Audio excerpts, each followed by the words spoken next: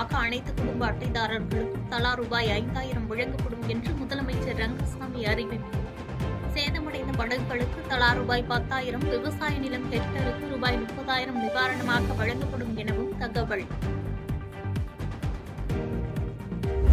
மழை வெள்ளத்தில் உயிரிழந்தோரின் குடும்பங்களுக்கு தலா ரூபாய் 5 லட்சம் வழங்கப்படும் என்று புதுச்சேரி முதலமைச்சர் ரங்கசாமி அறிவிப்பு. மழை வெள்ளத்தில் இறந்த மாட்டிற்கு ரூபாய் 40,000, கிடாரி கன்று குட்டிக்கு ரூபாய் 20,000 வழங்கப்படும் என தகவல். வெள்ளத்தால் விழுப்புரம், கள்ளக்குறிச்சி, திருவண்ணாமலை உள்ளிட்ட மாவட்டங்களில் 1,29,000 ஹெக்டேர் பயிர்கள் சேதம்.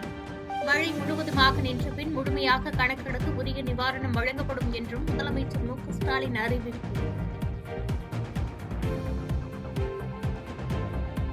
பள்ளி பகுதிகளில் மழை வெள்ளத்தால் பாதிக்கப்பட்டு முகாமில் தங்க வைக்கப்பட்டுள்ள மக்களை நேரில் சந்தித்து எதிர்க்கட்சித் தலைவர் எடப்பாடி பழனிசாமி ஆறுதல்.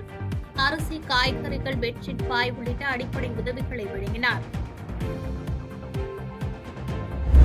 பெஞ்சல் புயலில் மின்சாரம் தாக்கி உயிரிழந்த வேளச்சேரியைச் சேர்ந்த சக்திவேல் குடும்பத்தாருக்கு தமிழ்நாடு அரசு அறிவித்துள்ள நிவாரண உதவியை வழங்கினார் அமைச்சர் மா. சுப்பிரமணியன்.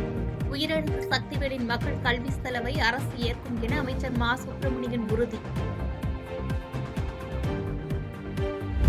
ஆரணி ஏரிக்கால்வாய் நீரில் மூழ்கி உயிரிழந்த சிறுவனுக்கு தொகுதி எம்பி பரணிவேந்தன் கண்ணீர் மல்க மாலை அணிவித்தார். திமுக கட்சி சார்பில் நிவாரணமாக ரூபாய் 1 லட்சம் பெற்றோரிடத்தில் வழங்கி ஆறுதல் கூறினார். கனமழையால் பாதிக்கப்பட்டுள்ள விழுப்புரம், திருவண்ணாமலை, தருமபுரி, வேலூர் உள்ளிட்ட மாவட்டங்களிலும் தொடர்ந்து மருத்துவ முகாம்கள் நடத்தப்படும் என அமைச்சர் மா. சுப்பிரமணியன் தகவல். கடந்த அக்டோபர் 14ஆம் தேதி முதல் தமிழ்நாட்டில் மொத்தம் 52,421 முகாம்கள் மூலம் இதுவரை 28,42,528 பேர் பயனடைந்துள்ளதாக பேட்டி. கடலூர் அருகே தென்பண்ணை வெள்ளத்தால் ஈசிஆர் சாலையில் போக்குவரத்து துண்டிப்பு. பெரிய கங்கனாகுப்பத்தில் சாலையில் அளவுக்கு அதிகமாக தண்ணீர் செல்வதால் கடலூர், புதுச்சேரி இடையே போக்குவரத்து ரத்து. கடலூரில் பாயும் தென்பண்ணை ஆற்றில் வரும் நீரின் அளவு 2,46,000 கனஅடியாக உயர்வு. காலை வரை 1,7 லட்சம் கனஅடி வந்த நிலையில் தற்போது மேலும் தண்ணீர் வரத்து அதிகரிப்பு.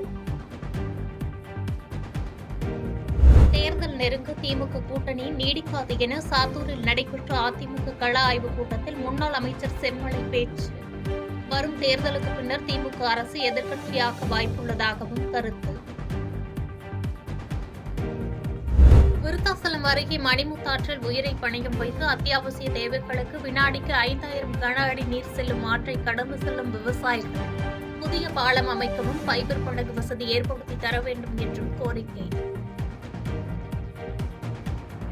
பாதகம் செய்பவரை கண்டால் நாம் பயங்கொள்ளலாகாது பாப்பா, மோதி மிதித்து விடு பாப்பா, அவர் முகத்தில் உமிழ்ந்து விடு பாப்பா.